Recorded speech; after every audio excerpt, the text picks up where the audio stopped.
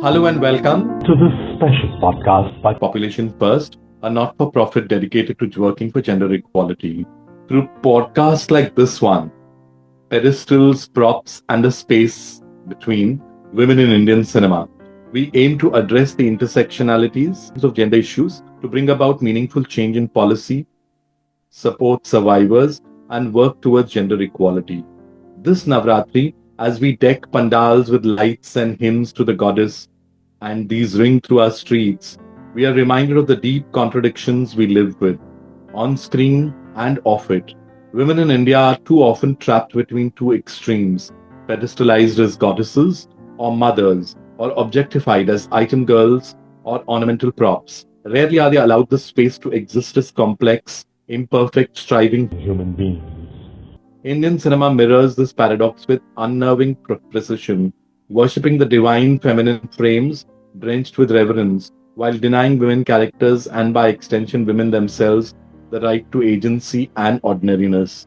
This Navratri, our conversations will not only celebrate the many forms of Shakti, but also ask whether women might be better served not by being venerated or commodified, but by being recognized as equals. Joining us to discuss this on today's special podcast is Dr. Sneha Samadar, who is Associate Professor at Galgotia's University School of Media and Communication Studies. With a PhD in film studies and over a decade of experience, her work explores media, memory, gender, and trauma in cinema. She has published widely, presented at global forums, and contributed to documentary filmmaking, including Anonymous at Vision They Reel rather. Nandini Ramnath, who has been writing about cinema for over 20 years, will be joining her. Before Scroll.in, she worked at Time Out Mumbai, Mint, and the Indian Express and NDTV. Her essays have been published in Women in Indian Film by Zuban Books and the Swinging 70s Om Books. Over to both of you. Dr. Sneha, I will defer to you. You're the academic. You have thought about this more seriously than I have. I'm just a hack Um, that use this stuff week on week. What are your thoughts? okay. To open the discussion, the thing that we were talking about is representation of women as, these two binary, specifically keeping them separate. As the academic point of view, there's a theory that talks about it, which is Madonna whore theory, which has been derived from psychoanalytic and feminist theories, which actually talks about the patriarchal structure, which fails to see and recognize women as something other than just someone who should be respected and worshipped, or someone who should be objectified and lacks that respect and demands that respect from the society. So that is somewhere which I think our work comes in, where when we watch films, when we discuss films, we always feel this lack of representation, this lack of dialogue that is happening, where people like us, humans like us, we just fail to recognize women as humans. Someone who has a dream, someone who is messy, someone who is failing to accomplish something. And those roles are somewhat missing. But finally, after I think recently, we see few films which have been discussing this. And as films is the mirror of the society. So I think the space of inner and outside, the Ghare Baire that we can talk about, is somewhere now being acknowledged. And films which have women filmmakers, women telling women stories, these things are somewhat still giving us hope that our representation is going to be there. So yeah. Yeah, I come to this from a slightly different perspective. I don't really buy into the notion that it was bad earlier and it is better now. I think through the history of cinema, there have been very complex portrayals of both men and women as permitted. We have to remember that all the early cinemas of India, the language cinemas, were essentially what we call commercial industries finding their feet. They very quickly kind of started following formulas which would make them money. And it's in the 50s, I think, that we got a lot of very complex portrayals of characters. We started seeing them on the screen. I think filmmakers like Bimal Roy, Guru Dutt, even Raj Kapoor to an extent in the Yes. commercial Hindi space, I'm mainly speaking of the Hindi space, started looking at women with many layers. Guru Dutt's centenary this year, actually. Also Raj Kapoor centenary and Bimal Roy centenary, strangely. And if you look at the women in Guru Dutt cinema, for instance, if you look at Yes. Baida Rahman, the Yes. role she's played in Pyasa, Yeah. and even in Kagas Ki Phool, these are not your average garden variety. Yeah. They are neither Madonna nor whore, right? They are just, in fact, she's a sex worker in Pyasa. And Yes. he goes off with her, so he completely takes the Devdas myth, I mean the Devdas novel, and just turns it on its head in a way. And I think when parallel cinema, sort of what we call parallel cinema, came about, that's when we had a lot of Mm-hmm. more complex portrayals. Shyam Benegal's Bhumika, for instance, I Yes. think is Definitely. one of the very few films which shows a woman who has agency and doesn't quite know what to do with it. I Yeah. love that film because she's so messy and complex, and she's making mistakes all the time. She's choosing the wrong men, and she learns through trial and error, in a manner of speaking. But yes, I do. I mean, obviously, a great deal needs to be done, and it is very irritating even now to see, with these so-called mass movies that are now becoming popular all over again. A lot of violence in films. Again, you see women kind of being relegated to, as Yogesh mentioned earlier, item girls, or just Mm-hmm. standing on one side of the screen waiting to be rescued by the hero. Dr. Shamdar, I would like to actually ask you that I'm particularly interested in this, in the use of myth and folklore and legends, Yes. religious Yes. symbols. It's become very almost fashionable now, right? Yes. We've had hits like Kantara. This year we had a film like Ma, right? Yeah. Uh, there's that very interesting Malayalam film called Loka, Chapter 1 Chandra. I don't know if you've managed to see it where you are.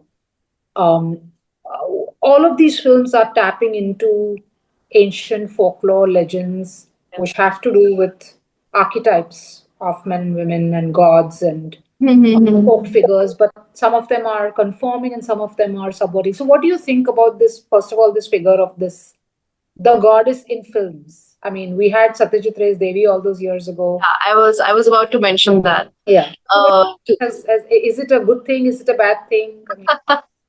I mean, is it far okay. too complex for such a simplistic formulation? So if you talk about Devi, obviously that's a film that acknowledges this entire complexity at the very core, where this woman who is being worshipped is not being heard. So that starts from there. But when we talk about folklore, recently few films like Bulbul, if you can say, like Stree, if you can say, they have put women there out there. And again, somewhere Bulbul, again, women saying, telling her own story. The perspective matters when the filmmaker has that experience or that slight peek into the actual complexities of gender, as we are speaking about. But then again, how these archetypes, these myths, these folklores have always been there. So they also tell us that it's not right now. It's not a situation that we're facing in the current. It's been there, and how we are dealing with it with time. It has been evolving, but telling these stories are also important. Like if I can just quote something from a very very old film, Metropolis, where there is this reference of woman and science in a combination, and it was scary for people to watch it because they don't know what kind of power a woman has, and then suddenly you just transform her into a robot. So similarly, if we just narrate or translate that into our own culture, we call her a witch, we call her a churel, we call her something that we can't understand because we don't want to see that power there, or somewhere it also is fearful for many who really don't understand that what if a woman is the actual pandit doing the puja, and somewhat you're actually money to talk to God and transcend all the hopes and prayers you have. So that is still there. That is somewhere we are still negating that. We are still you can say discussing that. But I really feel that a film like Stree, which involves that with a comic element, is a feminist film, somewhere shows the actual complexities that a Stree is facing. And But the only thing is, it can be done through a male character. It is still being done through a male character. I So find it interesting that in Sri she doesn't even have a name. yeah, she doesn't have a Even in name. There part two, is she no doesn't have a identity. name. Yeah, Yeah, yeah. exactly. She's not named. And So I wonder how yes, feminist that film is.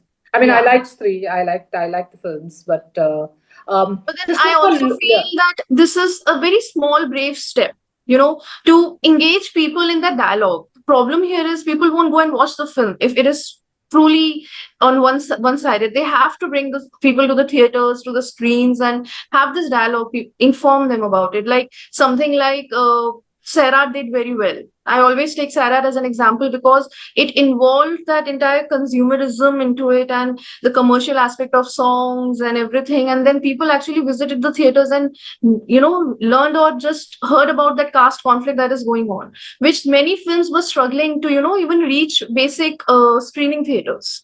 So we have to find these, or people are still trying to find these ways where it is entertaining as well as educating. And I teach very young minds, and I see this, that sometimes I really feel that they are more orthodox than we are, like, to be very blunt. But they are still not aware about the things, and the families, the discussions that need to happen are not happening. So maybe few people like us who are discussing this, but there are many who are not. And a film like Stree, a film like Bulbul, somewhat makes that discussion easier, or at least opens a space for people to discuss about it.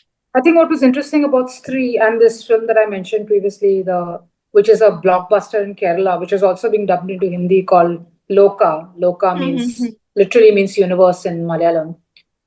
So it's basically planned as a franchise, and the first part is about this woman called Chandra. And spoiler alert: Chandra is actually a vampire. She's what they call a yakshi.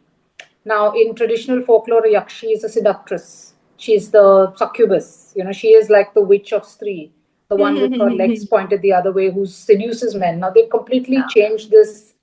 They flipped this character and completely. She's not only positive, but she has no need for anybody in her life, and she completely takes care of herself. So I wonder how much or how far can you take legends and folklore, folk myths? How far can you push it to the point that you sever all connections with its original meaning? Is there an original meaning which has become ossified over time? For instance, do you have students who have no idea about what the origin story was in the first place? So they accept anything that is kind of given to them, because they can't contrast what we can see why Loka is so subversive, because we know what the original story was. Yes. Yeah.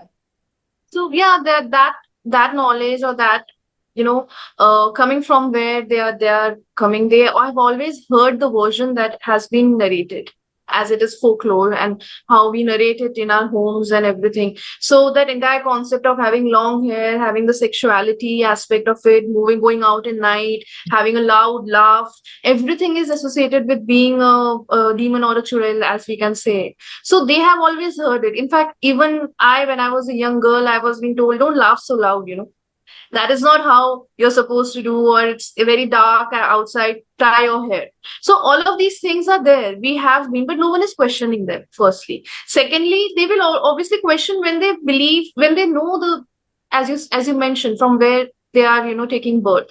But that conversation also needs to happen at a very I think when they are developing that identity of their own brain, thoughts, all of those things, when they're developing those things, I think that is where at the stage where these conversations need to happen.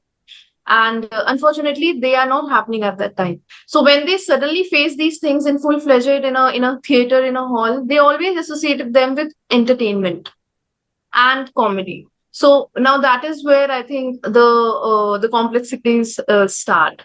So there So are two things I'm interested in discussing. One is this: films are the mirror of society, right? yeah. They are, but they also are not in so many ways. I mean, if films, I think, truly reflected the violence and brutality and inhumanity of life, particularly in India, for people of certain genders, castes, people of, I don't know, trans people, Yeah.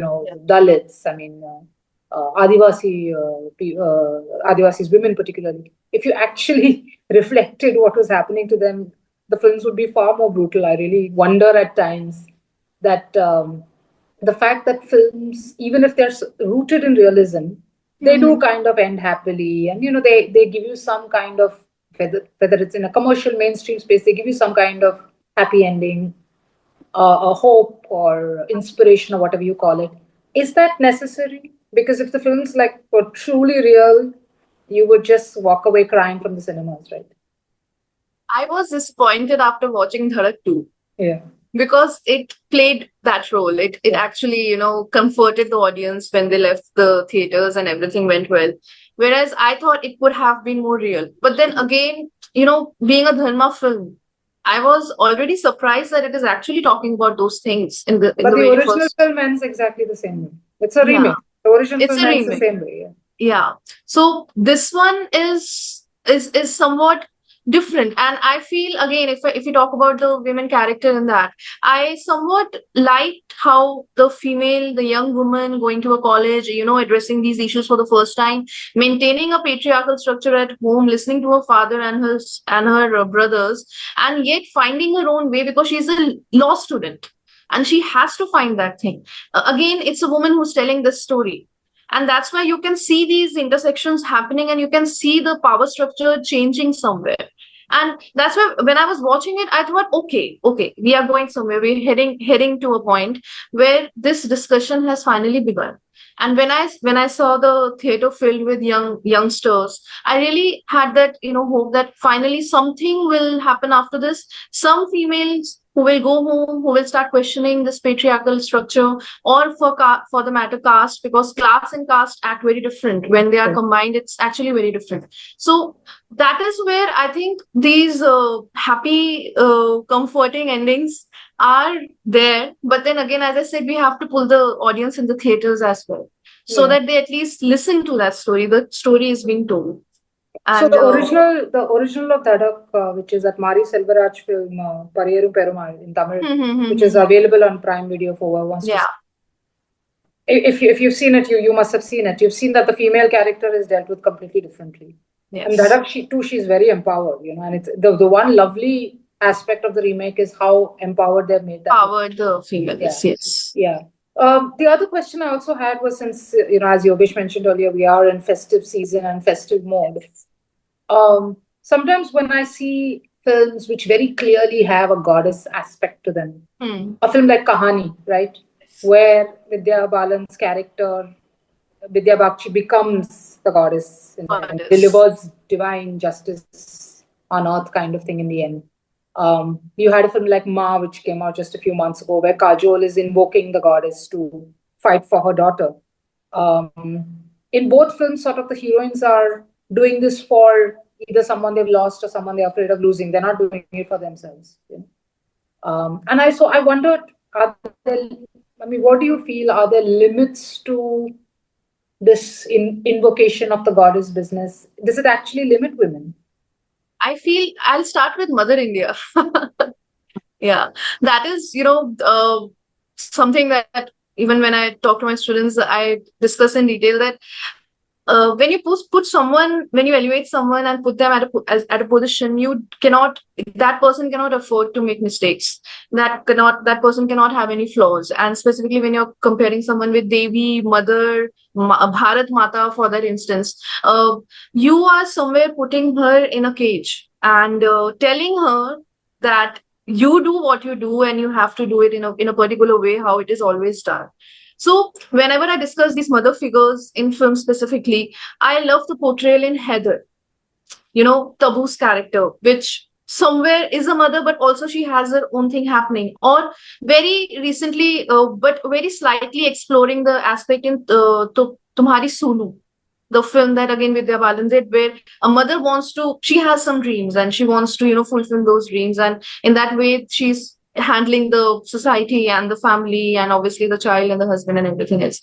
But when we talk about someone who's represented as a mother, I think as a goddess, I think we are actually curbing her of many powerful positions that she could have as a human.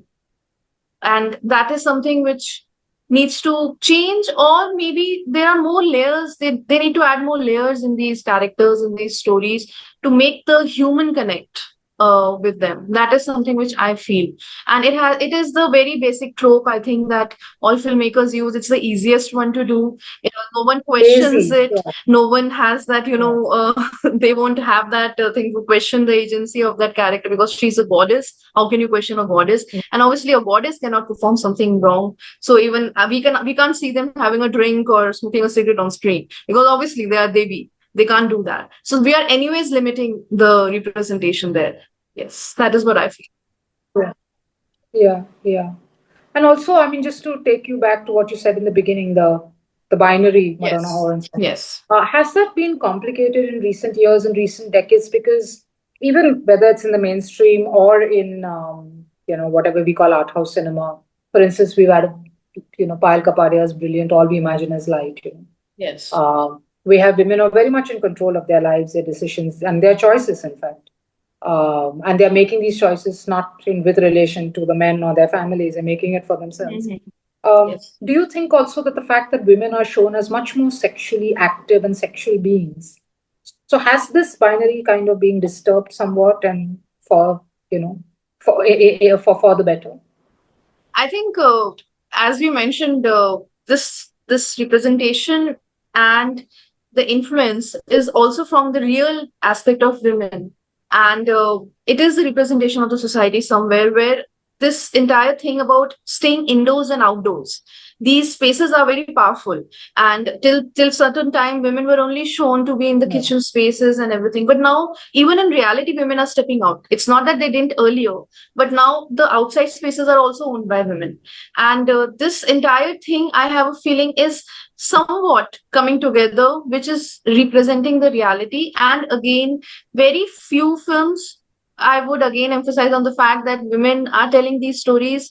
You can see these women characters empowered, and they show what is actually happening in the society. But it is again a brave move, I would say, because when you're watching a film specifically in a OTT platform and you're sitting amongst your family, you are in an inside house space. Whereas when you're watching this film in a theater, there are many females, like if you can say, they cannot access that space. So they are anyways losing power towards those content. So content now is also divided, and that's the reason these things are, coming up. And I think it's a good thing. When we have these films in our living rooms, then the discussions start finally in the homes. And when we used to have them in the theaters, there were a large part of the population which didn't had access to that. Like, for example, my mother didn't had an access to a film theater without, she never visited it alone without my father. So the choices of watching the film were also limited at that time. But now with the OTT and everything, everyone has that access inside home. So that's the reason where these characters are also molding, and the storytelling is also molding towards, somewhat blurring the lines of these binaries. And I think it's a good thing. I think one of the films that just like radically sort of, I mean, it was quite groundbreaking in that respect. You must have seen it, that Malayalam film called The Great Indian Kitchen, Yes, I which I love think that. was one of the first and few films to completely shatter this myth that women Yes. love to cook and women love to clean Yes. house. And it was remade in Hindi, as we know, and available on Z5 as Mrs. Mrs. Yes. Sanya Malhotra. And I think what I liked about that film is there is very little reference to this divine aspect of Yes. womanhood. It takes place in a very non-divine space. Like that film, have you recently seen films which kind of do this, which are just looking at women out, not only outside these traditional roles, but just delinking them from all of this baggage that they're expected to carry? First, I would like to talk about the film. I was discussing it with my students the other day. That film has very less background music. Yeah. It is actually real time sound that has been recorded, and you can see the labor in the kitchen that a female has to undergo just to feed her family. And the scenes are brilliantly contrasted with slow moving men in the household practicing yoga and reading a newspaper, whereas the women in the morning are just struggling in the kitchen to feed them. So it's a beautiful way of contrasting these two things, that only the labor happens outside the house, which is not true. And a film that actually strikes when you mentioned it, is Lunchbox, for that matter. The character, the female character in Lunchbox, who is again struggling in the kitchen to, feed the husband, and somewhere trying to please him with the, all the good taste she can give it to him in the dabba.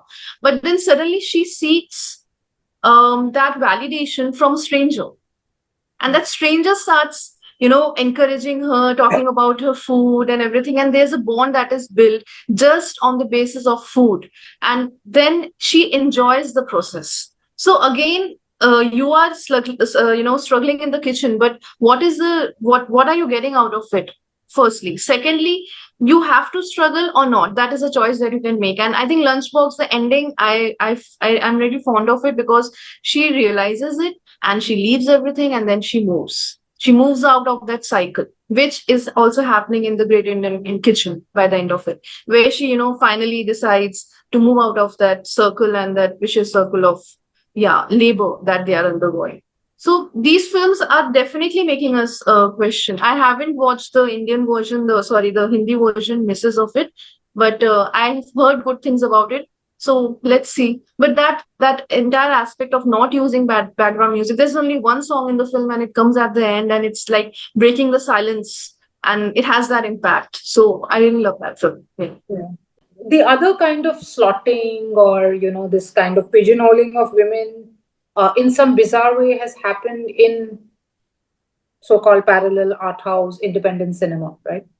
Where a lot of the women there have been, maybe they have not been, portrayed through this permanently, almost as long suffering victims of some sort, victims of this oppression or that oppression. Now, is that also a problem, where a woman is almost always has to go through some crisis or the other? She has to face some kind of threat of whatever it is, from something as extreme as rape to something, something on the spectrum of sexual violence. Is always the threat of that. And even within the so-called realistic films, which claim to reflect reality and so on, in showing what is part of the reality, in creating fictions around these realities, are we also then slotting women as, as sort of permanent victims waiting to be Yes. salvaged or rescued? Yes. Um. Uh. If I would like to talk about it from a reference from partition films, which I've done my work is on mostly on partition films. This was something which I had seen in all of the films that I took. The females were in the lead role, but they were victims. Yeah. And whereas if I read the history, there were many females who actually took over, took control, who were running the refugee camps, who were taking care. The men's were not there in the house, so the men missing, and then they were taking care of the households and everything. So that sensationalism which you attach with a woman and making her powerless is what sells. People derive, kind of, okay, she's in a very weak position, and having these portrayals somewhere place women and much below the men, if I can say that bluntly. And you're always looking for help, you're seeking help, you're looking up to the other gender, and you're seeking help, and that is the patriarchal narrative that is ongoing. And I can take reference of partition films, or you can take reference of any if you can take reference of Bombay for a film, for that matter, or Dil Se is a very powerful film, but still it there are some overtones of similar things. And this thing is continuing. It will, I think, because when I spoke and when I took detailed interviews for the similar reason, there are many female names which were very powerful during that time, but yet the portrayals were not. And that is something which is not a very good thing that happened. Also, another thing is, if we see an entire concept of Bharat Mata, you are actually putting Bharat Mata, and you expect people to come and fight because she's Bharat Mata. And that is how the entire concept came into being. That if you call your nation your mother, there will be many who will come and fight because your mother needs your help. So that entire thing carries on even till now. That is what I feel. One story which often comes to my mind when we talk about women telling women stories is English. Um, it's a very powerful film, and it talks about someone who's struggling for an identity, but has an identity. She just needs to realize that. And that is a very common, very basic struggle of identity, which women, if not Madonna, or if not someone who is, considered to be the other side of the spectrum, is facing. So this kind of film, then you can talk about a film. If you talk about male made films, then one film which surprises me is Thappad. That film really enhances and deals with physical violence and how that kind of abuse is, somewhere translated by a male director. That is something which really impressed me. And one example which I often quote is Wonder Woman, which when it was directed by a woman, Wonder Woman, when she jumps, her thighs jiggles, which you can hardly see in any male representation or any male storytelling. So showing women how they have the flaws, and when females make these, women tell their stories, things are really different. They actually try to represent the reality, and that is something which we have seen currently now, be it Bulbul, be it English, and in fact Dhadak 2 as well. So Yeah, no, I mean, it is very important, and there are there are clear distinctions between how women look at both men and women. Interestingly, I am more personally interested in how women look at male characters, like how Zoya Akhtar portrays men in a film. It's very interesting. It's very different from how a man would portray the same kind of character.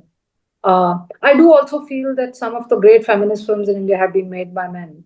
Ray's films, Guru Dutt, Unlikely Sean Benegal, right?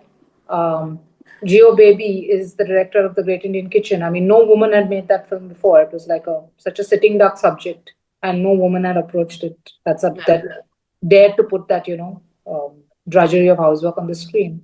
I would also like to point out that a lot of the commercial industries, television, streaming, commercial television, a lot of them are run by women. There are women in very powerful positions in many of these places, in many powerful creative and commercial positions, who some of them perpetuate the patriarchy very knowingly or unknowingly, but they perpetuate the patriarchy. I think the great counterpoint to all of these wonderful examples is Ekta Kapoor, who just puts out regressive stuff. Smriti Irani, who's, what she did with her in that show and so on. So yeah, I do think it does come down to kind of sensibility, and I think the women who finally make it to some kind of position of power and authority in the business in filmmaking have fought so hard to be there that they are conscious and aware of the journeys that they have undertaken, and that comes through on the screen. So you see that effort and the portrayal because they know what it's like to have fought through the ranks and risen up. So they are already sort of conscious and aware. But I'm not sure all of them are as aware of power itself, because power has a corrupting influence, regardless of your gender. You can be deeply oppressive even as a woman, as we know. So I'm not sure that every one of them is aware that it is power that ultimately is the ultimate enemy, and that has to be fought and addressed. Thank you, Dr. Samadar and Nandini, for your insights and reflections. And also thank you to our listeners for joining us. We'd love to hear your thoughts and feedback on this podcast. Do write in and let us know what resonated with you. Until next time, goodbye.